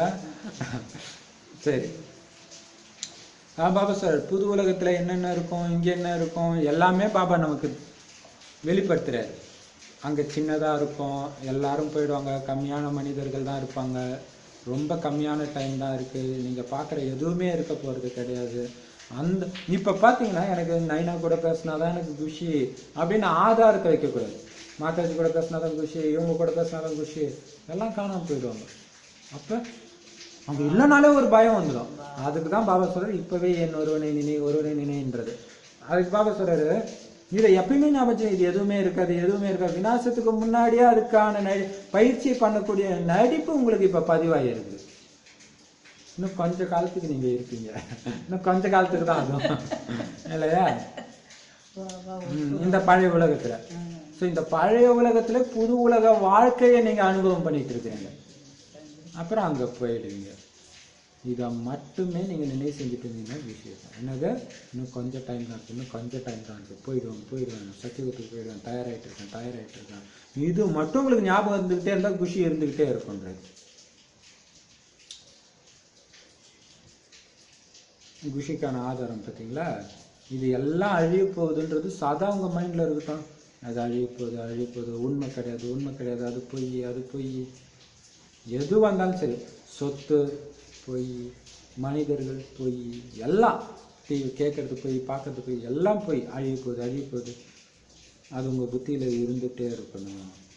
பாரத கண்டம் மட்டும் இருக்கும், அங்க நான் ராஜ்யம் செய்ய போறேன். அதுக்காக என்ன பண்ணணும், இல்லறத்துல இருந்தாலும் காரியம் செஞ்சாலும் புத்தி மட்டும் பாபாவுடைய நினைவு கட்டாகாம இருக்கிறதுல கவனம் வச்சுக்கிட்டே இருக்கணும். மற்றதெல்லாம் அப்புறம், இதுலதான் வருமானம். ஸோ அது இருந்துகிட்டே இருக்கணும். ஏன்னா மனிதன் தேவதையாக்குற கல்வி, அதையும் தவற விடக்கூடாது. மற்றபடி இல்லறத்துல இருந்தாலும் தொழில் செஞ்சாலும் அப்பாவையும் சக்கரத்தையும் நினைவு செஞ்சுட்டே இருங்க. ஏகாந்தத்துல உட்காந்து இதை பத்தி சிந்தனை செஞ்சுட்டே இருங்க. ஞான சிந்தனை அமைதியாக உட்காந்து பாபா என்னென்ன சொன்னார் ஆசை போட்டுட்டே இருங்க. இப்போ நம்ம அதான் ஞானத்தை எழுதி திரும்ப அதுவும் போட்டுனே இருக்கிறோம் இல்லையா? அது பண்ண அதுல இருந்து இன்னும் பாயிண்ட் வெளிப்படும். அப்படி ஒரு ஆனந்தம் வெளிப்படும். பயங்கரமான ஆபத்துக்கள் வரும். ஆபத்து இல்லை, பயங்கரமான ஆபத்து எப்படி இருக்கும் இல்லையா? அதன் மூலம் முழு உலகமும் அழிஞ்சிடும். ஒன்றும் இல்லை, பயங்கரமான ஆபத்துக்கு இப்போ பார்த்தீங்கன்னா ஒகேனக்கல் அந்த மாதிரி நீர்வீழ்ச்சி ஏரியா திடீர்னு பார்த்தீங்கன்னா அதிகமாக குளிச்சுட்டு இருக்கணும், டமால் அடிச்சுட்டு போயிடும். அது நினைக்கும் போதே எப்படி இருக்குது. முன்னாடி இருந்த ஒரு பையனை தண்ணி டக்குன்னு தூக்கிட்டு கடைசிட்டு போயிடுச்சு. அப்போ எப்படி இருக்கும், கடல்லாம் வந்தால் எப்படி இருக்கும் இல்லையா? பயங்கரமான ஆபத்துக்கள் வரும். அதன் மூலம் முழு உலகமும் அழிஞ்சிடும். அந்த மாதிரி கொஞ்சம் கொஞ்சமாலாம் கிடையாது, முழு உலகம் அழிகிற மாதிரி வரும் ஆபத்து. அப்போ எப்படி இருக்கும்? சத்தியுகத்துல மிக குறைவான மனிதர்கள் தான் இருப்பாங்க. அங்க கால்வாய் போன்றவைகளுக்கான அவசியமே இருக்காது. சத்தியுகத்தை பத்தி சொல்றாரு பார்த்தீங்களா? கால்வாய்க்கான அவசியம் இருக்காது. இங்க பாருங்க எத்தனை கால்வாய்கள் தோன்றாங்க, பல நதிகள் உள்ளன. சத்தியுகத்துல யமுனை நதிக்கரை இருக்கும், அங்க இனிய நதிக்கரையில் தான் அனைத்து மாளிகைகளும் இருக்கும். இந்த மும்பை இருக்காது. இதை யாரும் புது மும்பைன்னு சொல்ல மாட்டாங்க. நாம சொர்க்கத்துக்கான ராஜ்யத்தை ஸ்தாபிச்சது. இதுல பாத்தீங்களா அதிசயம், பாபா சொல்றாரு நியூ டில்லி புது டில்லின்னு சொல்றாங்களே தவிர புது மும்பைன்னு சொல்றது கிடையாது. ஸோ அந்த டில்லி தான் புதுசாகும். இப்போ இதெல்லாம் எவ்வளோ ஆச்சரியமா இருக்கு பார்த்தீங்களா? இதை யாரும் புது மும்பைன்னு சொல்ல மாட்டாங்க. நாம சொர்க்கத்துக்கான ராஜ்யத்தை ஸ்தாபனம் செஞ்சிருக்கோம். இன்னொரு ரகசியம் பாருங்க, அங்கே கம்மியான மனிதர்கள் இருக்கிறதுனால கால்வாய்க்கான அவசியம் இருக்காது, அசுத்தமும் இருக்காதுங்க. அது என்ன அப்படின்னு தான் புரியல இல்லையா? அது எப்படி ஏன்னா அங்க அசுத்தமே இருக்காதுன்றாங்க. அதான் அது யார் போய் பார்த்தாங்க, அதை நம்ம நம்புறதுக்கே பயமா இருக்குது. அவரவ சாப்பிடுவோமா, டாய்லெட்டே போக மாட்டோம் அதுவும் சொல்றாங்க. சாரம் மட்டும் சாப்பிடுவோம், அது எப்படின்னு தெரியல. ஏன்னா அது இருந்துச்சுன்னா அதுவும் அசுத்தமாயிடுமே அப்படின்றாங்க. ஆச்சரியமா இருக்குதுல்ல. அங்க அதுக்கான அவசியமே இருக்காது. இந்த ஏன்னா அந்த கழிவுன்னு ஒண்ணு வந்தாலே அது ஒரு சாக்கடைன்னு ஒண்ணு வந்துடும். ஆனா இங்க பாபா என்ன சொல்றாரு,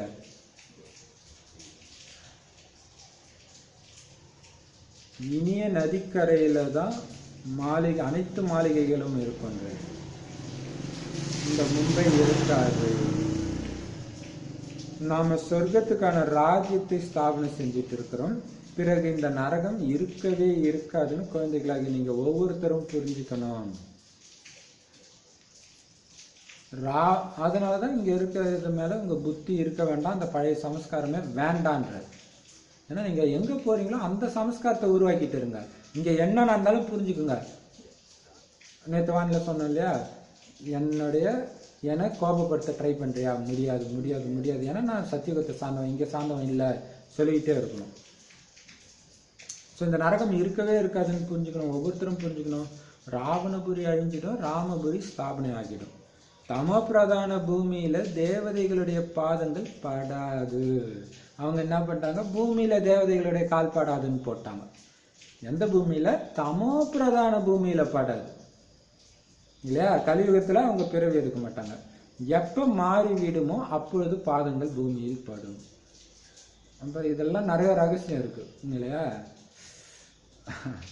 ஏன்னா கிருஷ்ணர் ஒரு இடத்துல பிறக்கிறாருன்னா அந்த இடம் தமோ பிரதான எதுவுமே இருக்காது. அந்த அளவுக்கு ஒரு இடம் மாறினாதான் அங்க பிறப்பாரு. பேர் என்னன்னு தெரியல, அது எப்படி பிறக்கிறாரு, எங்க பிறக்கிறாரு, எப்ப பிறக்கிறாருன்ட்டு.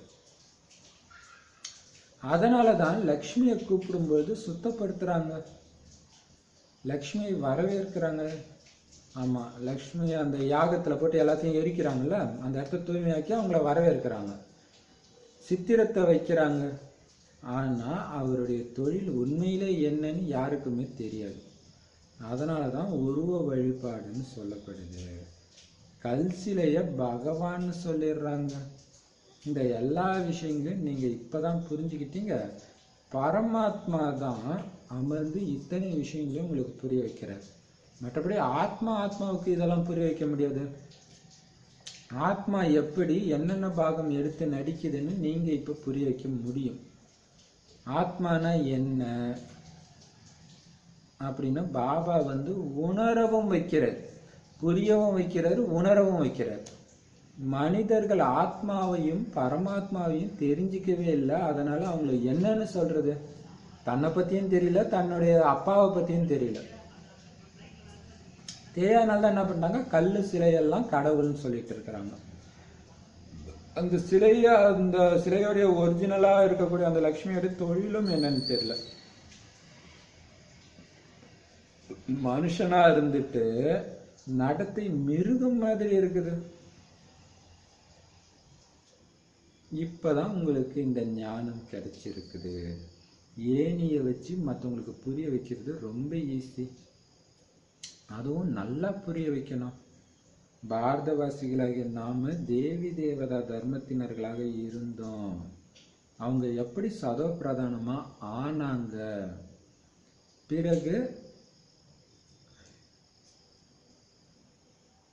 இல்லையா, நாம தான் அப்படி இருந்தோம்னா அப்படி அவங்கள மாத்தந்து யாரு எப்படி ஆனாங்க, அப்படி இருந்த அவங்களே எப்படி சதோ ரஜோ தமோன் கியா நிலைக்கு வந்தாங்க. இந்த எல்லா விஷயத்தையும் நல்ல தாரணை செஞ்சு புரிய வைங்க. தாரணை செய்யணும், அதை நல்லா புரிஞ்சு அப்ப மனசுக்குள்ள அதை நம்ம எப்படியெல்லாம் விளக்கம் கொடுக்கலாம் அப்படின்ட்டு நாம யோசிக்கலாம். நல்லா உங்களுக்குள்ள புரிஞ்சுக்க ட்ரை பண்ணீங்கன்னா அப்பதான் ஞான சிந்தனை ஏற்படும். தாரணையே செய்யலன்னா பிறகு ஞான சிந்தனையும் ஏற்படாது. ஞானத்தை கேட்டீங்க, பிறகு தொழில ஈடுபட்டுடுவீங்க.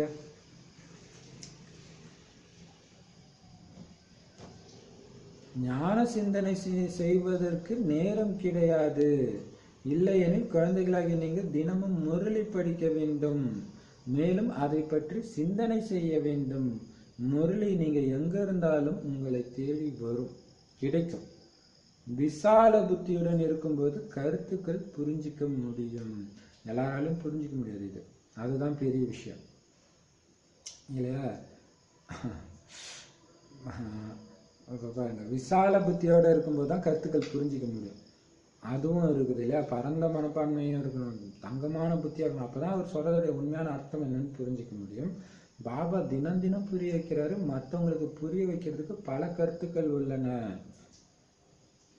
கங்கை கரைக்கும் நீங்கள் சென்று புரிய வைக்க முடியும்.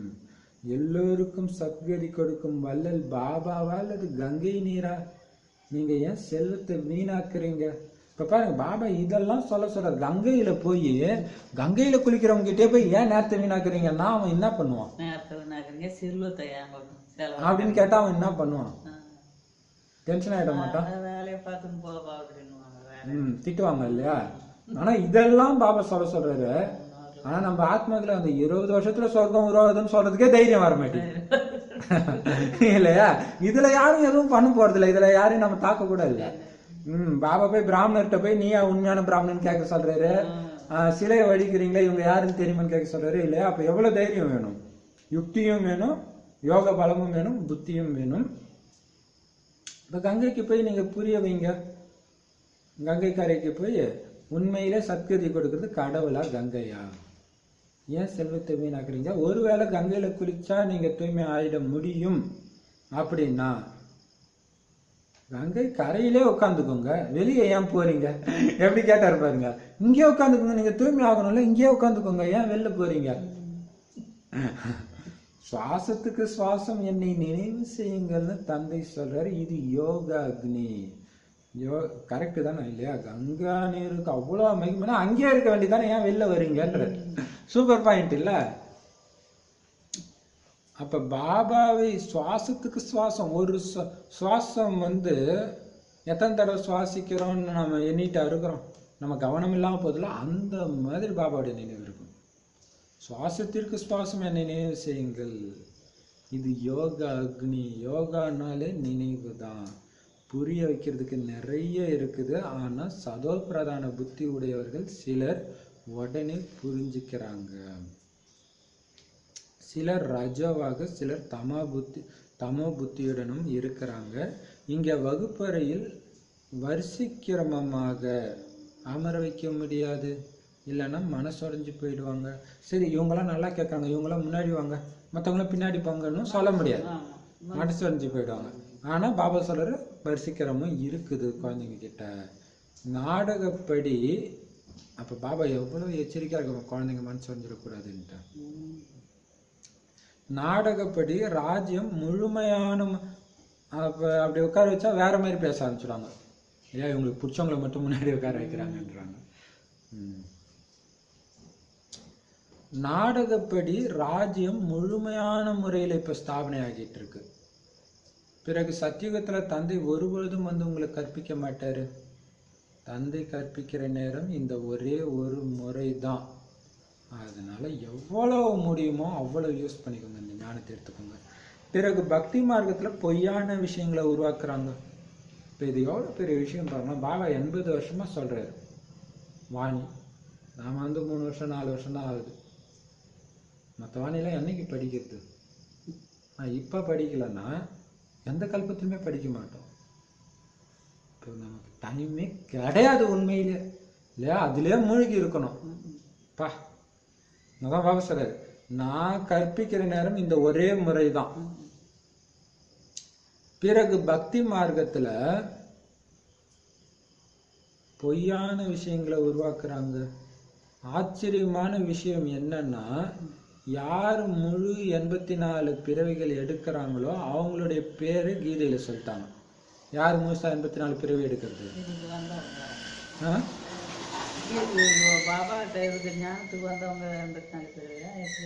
ஸ்ரீகிருஷ்ணர். அவர் பேரை தானே கீதையில சொல்லிட்டாங்க. சிவனுக்கு பதிலாக முழுசா 84 பிறவி. ஏன்னா அவர் பிறந்ததுல இருந்தா ஸ்டார்ட் ஆகுது. இப்ப முழுசா எடுத்தது அவர் தானே. மற்றவங்களும் கொஞ்ச நேரம் கழிச்சு தானே வராங்க. அதுதான் பக்தி மார்க்கத்துல பொய்யான விஷயங்களை தான் உருவாக்குறாங்க. ஸோ உண்மையை கேட்கணும், அது இப்ப மட்டும்தான் உங்களால கேட்க முடியும். மேலும் யாரு பிறப்பு இறப்பு இன்றி இருக்கிறாங்களோ அவங்களுடைய பேரை மறைச்சிட்டாங்க. பிறந்தவர் பேரை போட்டுட்டாங்க, ஸ்ரீகிருஷ்ணர் பேரை. பிறப்பு இறப்புக்கு அப்பாற்பட்டு இருக்கிற ஒரு பேரை மறைச்சிட்டு அவர் பிறப்பு இறப்புக்கு அப்பாறு இருக்கிற மாதிரி சொல்லிட்டாங்க ஸ்ரீகிருஷ்ணரை. ஆக 100% பொய் தானே. இது பொய் தானே. பேரையே மாத்திட்டா முழு சோத்துல முழு பூசணிக்காய் மறைச்சதுன்னு சொல்லாங்களே, இந்த மாதிரி 100% பொய்யாயிருது. குழந்தைங்க பலருக்கு நன்மை செய்யணும். உங்களுடைய எல்லாமே மறைமுகமானது தான். இங்க பிரம்மா குமாரிகளாகிய நீங்க உங்களுக்காகவே சொர்க்கம், சூரிய வம்சம், சந்திர வம்சம், ராஜ்யத்தை ஸ்தாபனை செஞ்சுட்டு இருக்கிறீங்க. இதுவும் யாருடைய புத்தியிலுமே வர்றது கிடையாது. நீங்களே மறந்துடும் பொழுது மற்றவங்க எப்படி இதை தெரிஞ்சுக்குவாங்க? நீங்க இதை மறக்கலைன்னா சதா குஷியா இருப்பீங்க. மறக்கிறதுனால தான் மாயையோடைய அடி விழுது. எதை மறக்கிறதுனால? உங்களுக்காக தான் நீங்க சொர்க்கம், சூரிய வம்ச, சந்திர வம்ச ராஜ்யத்தையே ஸ்தாபனை செஞ்சுட்டு இருக்கிறீங்கன்றது புரியுதா? இப்ப ஒரு பெரிய மாளிகை கட்டிட்டு இருக்கிறான்ற அந்த ஞாபகம் இருந்தா உங்களுக்கு குஷி இருக்கணும். இன்னும் கொஞ்ச நாள் அந்த மாளிகை உருவாக்குவது, நான் அங்க போய் இருக்க போறேன்னு ஒரு குஷி இருக்கும்ல. அப்ப அந்த மாதிரி தானே சொர்க்கத்தை உருவாக்கிட்டு இருக்கீங்க. ஆனா உங்களுக்கே இது ஞாபகம் இல்லை. இருந்தா எப்பவுமே குஷியா இருப்பீங்க. நான் சொர்க்கத்தை உருவாக்கிட்டு இருக்கேன், என்னுடைய பிரஜையை உருவாக்கிட்டு இருக்கேன், நான் நாராயணன் ஆகிட்டு இருக்கிறேன், சதா அது மைண்ட்ல இருந்துச்சுன்னா பயங்கர குஷியா இருப்பீங்க. மறக்கும் பொழுது நீங்களே மறந்துட்டீங்கன்னா அப்புறம் மற்றவங்களுக்கு எப்படி இது தெரியும்? மறக்கலைன்னா குஷியா இருப்பீங்க. மறக்கிறதுனால தான் மாயா அடிக்குது. இப்போ நான் எதுக்காக உருவாகிட்டு இருக்கேன்? அப்போ பாருங்க, நமக்கு சமஸ்காரம் முதல் பாபா குழந்தைங்க கூட தான் வரும், பிராமண பரிவாரத்தில் வருது. அப்போ சத்தியோக வம்சமும் ஸ்தாபனை ஆகுது, திரேதாயுகத்துடைய சந்திர வம்சமும் ஸ்தாபனை ஆகுது ஒரே இதனால. ஸோ யார் திரேதாயுகத்துக்கு போவாங்கன்னு எப்படி தெரியும்? அவங்களோட நடத்தையில தெரியும். அப்போ அதுக்கு நீங்கள் ஏன் ஃபீல் பண்ணணும்? இது ஞாபகம் இருந்துச்சுன்னா அவங்களுக்கு சரிசம நம்ம மோதிட்டு இருக்க மாட்டோம். ஓகே, நான் அந்த பாயிண்ட் மந்திர வார்த்தை எல்லோரும் நாராயணன் ஆக முடியாது இல்லையா?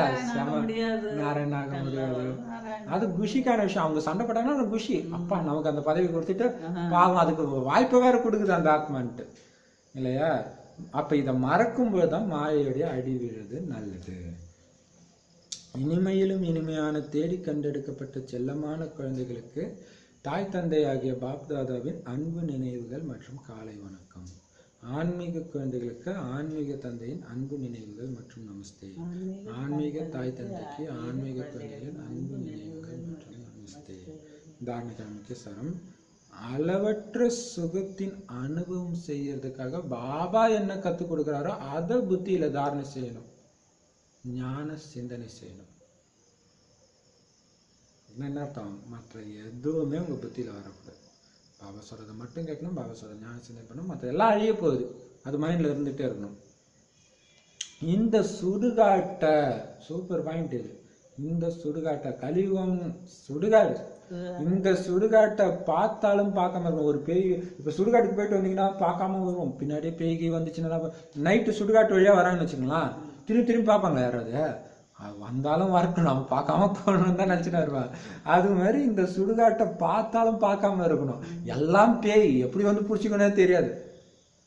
பாபா நினச்சி சொர்க்கத்துக்கு குடு குடு குடுன்னு ஓடிட்டே இருக்கணும், பார்த்தும் பார்க்காம இருக்கணும். தீயவைகளை கேட்கக்கூடாது, தீயவைகளை பார்க்கக்கூடாது. எதெல்லாம் தீயவை? இங்கே இருக்கிற சுடுகாட்டில் பேசுறது எல்லாமே தீயவை தான். கேட்கக்கூடாது, பார்க்கக்கூடாது, நினைக்கக்கூடாது, பேசவும் கூடாது. தீயதை பாபா சொல்ல தவிர எதையும் பேசக்கூடாது.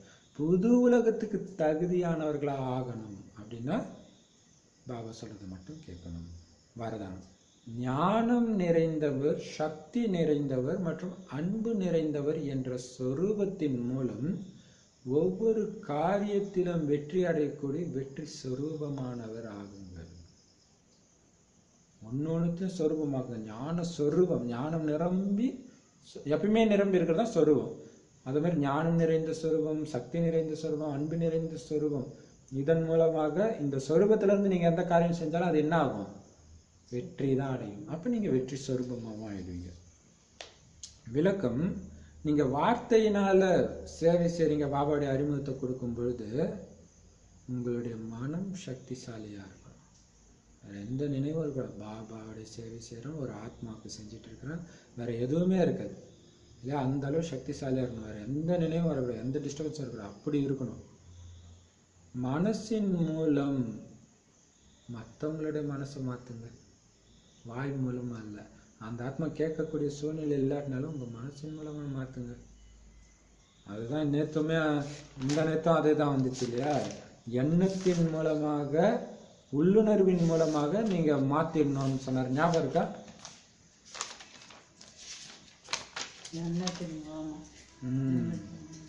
அதாவது மந்திரவாதின்னு சொன்னார் இல்லையா, அந்த உள்ளுணர்வின் மூலமாக மாற்றக்கூடிய விஸ்வ கல்யாண கலைஞரை மந்திரவாதி நேற்று சொன்னாரா? ஸோ எல்லாமே பார்த்தீங்கன்னா அதே மாதிரியே தான் வரும். அந்த மனதின் சக்தியை வச்சு தான் வருது. ஒரு வினாடியில சக்திசாலியான எண்ணத்தின் மூலமா மாற்றுறது சொன்னார்.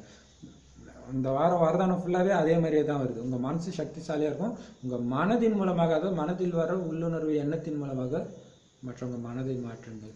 அதாவது மனதின் மூலம் மனதை கட்டுப்படுத்துங்கள். அன்பு சொரூபமாக அவங்கள அன்பு சொரூபமாக மாற்றுங்க இல்லையா? மேலும் இது மனசுக்கு கொடுக்குற வேலை. அதே நேரம் வாய் என்ன பண்ணும்? வார்த்தைகளின் மூலம் லைட் மைட் கொடுத்து ஞானம் நிறைந்தவராக ஆக்குங்கள். செயலின் மூலம், அதாவது சம்பந்தம் அல்லது தனது மகிழ்ச்சிகரமான நடவடிக்கை மூலம் அவர்களுக்கு உண்மையான ஈஸ்வரிய குடும்பத்தின் அனுபவத்தை செய்வீங்கள். நேரடியாக சிவன் பார்வதி கிட்ட வந்துட்டு போன அனுபவம் வரணும் அவங்களுக்கு. இவங்க தான் பார்வதி தேவின்னு அனுபவம் ஆகுற மாதிரி உங்களுடைய காரியம் குஷி குஷியா செய்யணும். மகிழ்ச்சிகரமான, எதுக்குமே கவலைப்படாம இல்லையா?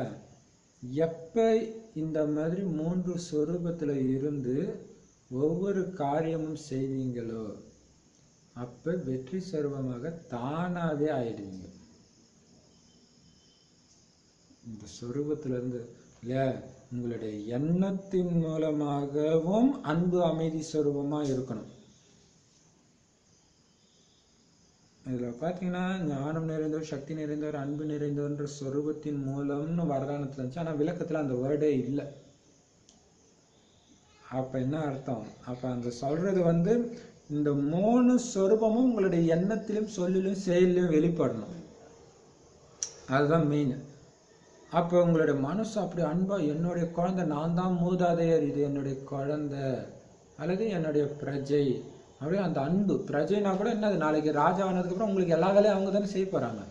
இப்போ எவ்வளோ குஷி நன்றி உணர்வோடு இப்போ இருக்கிறோம். அவங்க உங்களுக்கு துக்கத்தையே கொடுக்கட்டும், இப்போ கொடுக்கட்டும். கொடுக்குறது எதுக்குன்னா நாளைக்கு நான் உனக்கு வேலைக்காரன் ஆகிறான்னு சொல்றான்னு உங்க மனசுல ஓடணும். அப்படியே மாத்திடணும்.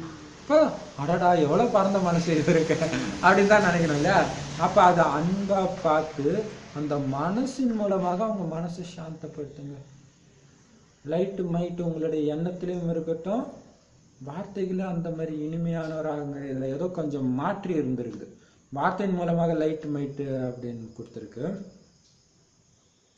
இல்லை, அது இந்த சொரூபத்தில் சக்தி மிக்க வார்த்தைகள், அதே நேரத்தில் ஆத்மஸ்வரூபத்தில் இருந்து, சக்தி சொரூபத்தில் இருந்து நீங்கள் ஞானத்தை கொடுத்து ஞானம் நிறைஞ்சவரை ஆக்குங்க. இப்போ இந்த சொரூபத்திலையும் இருக்கணும், ஞானமாக உங்களுக்கு போகணும். அப்படி ஆக்குங்க. அதே மாதிரி உங்களுடைய செயல் சம்பந்தத்தில் வர்றவங்க, அதாவது நம்ம பாபா நோட்டீஸை கொடுக்குறதோ, பாபாவை பற்றி அறிமுகத்தை வாயால் கொடுக்குறதோ மட்டும் பாபாவுடைய அறிமுகம் கொடுக்குற சேவை கிடையாது. உங்கள் தொடர்பில் வரவங்க கிட்ட நீங்கள் நடந்துக்கிற முறையும் பாபாவுடைய அறிமுகத்தை தான் கொடுக்குது. அந்த முறை தான் அதிகமாக பேசுவோம், நடத்தை இல்லையா? அதன் மூலம் மகிழ்ச்சிகரமான நடவடிக்கை மூலம் எப்படி இவங்க இவ்வளோ குஷியாக பண்ணுறாங்க. இதில் பிரிண்டிங் கொடுக்கறதுக்கு பேனருக்கு போனால் நான் சொன்னேன் இல்லையா, அவருக்கு அப்படியே 2000 ரூபாய் செய்கிறாரு. இப்போ அவருக்கு சார் இதெல்லாம் எதுக்கு செய்கிறீங்கன்னு தான் புரியவே மாட்டேங்குது. அப்போ அவங்களுக்கு புரியல எப்படி இவ்வளோ குஷியாக பண்ணுறாங்க, இவ்வளோ குஷியாக இல்லையா? அப்போ இதில் ஏதோ ஒன்று இருக்குது.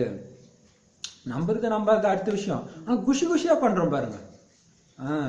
அப்போ அதன் மூலமாக உண்மையான சிவனுடைய குடும்பத்தின் அனுபவத்தை செய்வீங்க. சிவனுடைய குடும்பத்தோட நாம தொடர்புல வந்திருக்கிறோம்னா அவங்களுக்கு அனுபவம் ஆகணும்.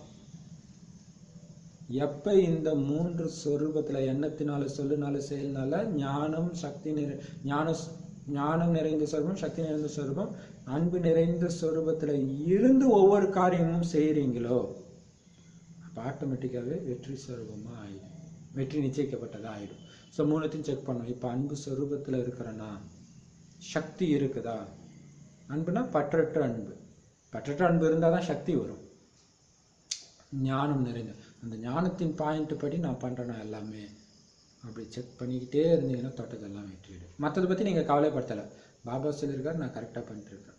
கவலையே இருக்காது, ஜாலியாக இருக்கும், சக்திசாலியாக இருக்குங்க, எல்லாம் வெற்றி ஆகிடும். அப்போ நீங்கள் என்ன ஆகிடுங்க? வெற்றி ஸ்வரூபம் ஆகிடுங்க. ஸ்லோகன்: தன்னிடத்தில் தூய எண்ணங்களின் சக்தியை சேமித்து வச்சிருந்தீங்கன்னா, ரொம்ப ரொம்ப ரொம்ப ரொம்ப முக்கியமான விஷயமே இதுதான். அதாவது கெட்ட எண்ணம்னா என்னன்னு தெரியக்கூடாது. அந்த அளவுக்கு தூய எண்ணங்களுடைய சக்தி உங்களுக்குள்ள சேமிச்சு இருந்தீங்கன்னா, அது எப்போ வரும்? திரும்ப திரும்ப சொல்லும்போது தான் வரும். அப்படி சேமிச்சு வச்சீங்கன்னா இந்த சக்தியானதே உங்களுக்கு பாதுகாப்பின் சாதனமா ஆகிடும். யாரை பத்தியும் தவறான எண்ணம் எதுவுமே, மற்றவங்க தப்பா பேசினா கூட அவங்க நல்லவங்க நல்லது அதை பத்தியே பேசுனீங்கன்னா அதுவே உங்களுக்கு பாதுகாப்பு சாதனம் ஆயிடும். செம இந்த வாணியே பயங்கரமான வாணி. அதுல கடைசி ஸ்லோகன் வந்து பயங்கர, அந்த தூய எண்ணம் சுப எண்ணத்தின் சக்தியை சேமிவீங்கன்ற, ஸ்டாக் அதிகரிங்கன்ற இல்லையா? நம்மளே அறியாம ஒரு வீண் எண்ணம் வெறுப்பு எண்ணம் வருது இல்ல, அது இருக்கக்கூடாது. அதுக்கு தான் தேவையில்லாத நியூஸ் கேட்கறது இதான். ஏன்னா அதை கேட்க தானா வந்துடுது. ஒரு ஒரு நியூஸ் வருதுன்னா ஒன்று அதுக்கு சப்போர்ட் பண்ணுவோம் அல்லது எதிர்ப்போம். இது ரெண்டுமே பாபாவுடைய ஞானம் புரியலன்னு அர்த்தம் நமக்கு. அது நாடகம் நீங்க பட்டுக்கங்க. அப்ப எல்லாரும் நல்லா இருக்கணும், டிராமா படி எல்லாம் கரெக்டா தான் நடக்குது, நஷ்டத்திலும் நன்மை தான் இருக்குது அப்படின்னு இருக்கிறவங்க குழம்பவும் மாட்டாங்க, குழப்பம் அடையவும் மாட்டாங்க இல்லையா? ஓம் சாந்தி. பாபா என்னென்ன சொன்னாரு? இனிமையான குழந்தைகளே,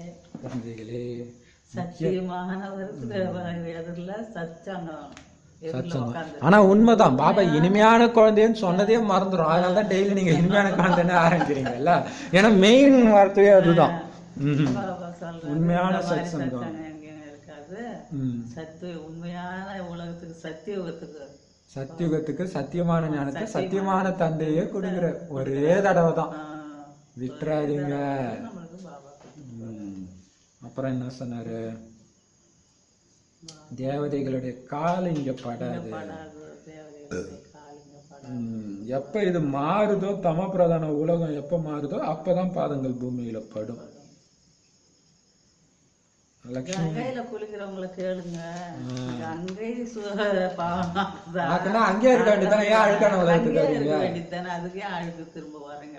பாவம் செஞ்சுட்டு போய் குளிப்பாங்களா? சரி, அடுத்தது என்ன சொன்னாரு? 5 தத்துவங்களும் அழகா அங்கதான் இருக்கும், ஆனால் சரீரம் அழகா இருக்கும். ஆனா இங்க எதுவுமே இல்லாதனால சரீரமும் ஊனமும் அதுவும் இதுவுமா பழகுது. அது தெரியல.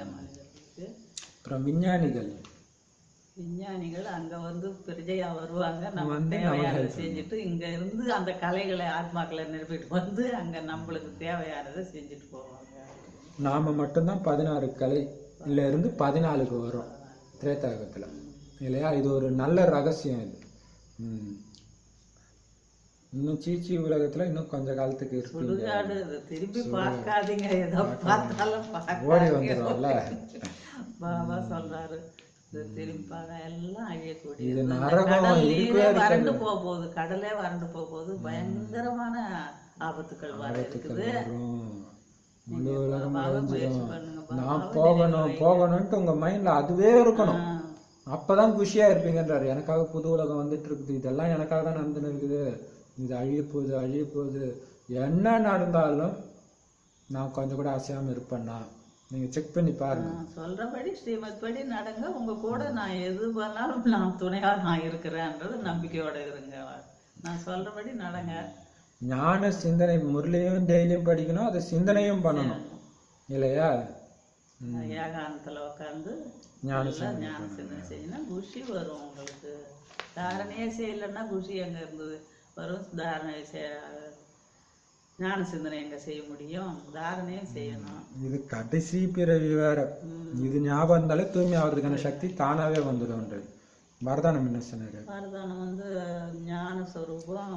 அதுக்கு முன்னாடி இந்த சுடுகாட்டை பார்த்தும் பார்க்காம இருங்க, அது ரொம்ப ரொம்ப முக்கியமானது இல்லையா? அடுத்தது என்ன சொல்றாரு? வரதானம் ஞான சொரூபமாகி, சக்தி சொரூபமாகி, அன்பு சொரூபமாகி, உங்க காரியத்துல வெளிப்பட்டுச்சுன்னா வெற்றி சொரூபமாயிடுங்க. ஒவ்வொருத்தர் தொடர்புலயும் ஈஸ்வரிய, அதான் நான் அப்பாவை எண்ணம் சொல் செயல்னால வெளிப்படுத்திட்டு இருக்கிறேன். எண்ணத்திலும் அப்பாவை வெளிப்படுத்திட்டு இருக்கிறேன், வார்த்தையிலும் வெளிப்படுத்துறேன், செயலையும் வெளிப்படுத்துறேன். ஆனா நம்ம வார்த்தையை மட்டும்தான் பண்ணிட்டு இருக்கிறோம். இதையும் கவனம் வைக்கணும். சூப்பரானது. ஸ்லோகன் வந்து மனதால் தூய எண்ணங்களை சேமிப்பு வச்சிருந்தீங்கன்னா அந்த தூய எண்ணங்களுடைய சக்தியே உங்களுக்கு பாதுகாப்பாக ஏன்னா எல்லாரும் நல்லா இருக்கணும்னு நினைக்கும் பொழுது உங்களை சுத்தி அந்த நல்ல வைப்ரேஷன் பரவும். பாபா சொல்றதுல எதிர இருக்கிறவனுக்கும் உங்களுக்கும் பேசுறதோட டைரக்ட் கனெக்ஷன் வாயு மண்டலத்துல இருக்குன்றாரு. நீங்க என்ன பேசினாலும் வாயு மண்டலம் காட்டி கொடுத்துரும். அப்ப நல்லா இருக்கணும் ஆசீர்வாதம் கொடுக்க உங்களை சுத்தி நீங்க நல்லா இருப்பீங்க. முதல்ல உங்க தொடர்புல வரவங்களும் நல்லா இருப்பாங்க. ஸோ பாதுகாப்பின் சாதனமே என்னது? தூய எண்ணங்களின் சேமிப்பு. ஓம் சாந்தி.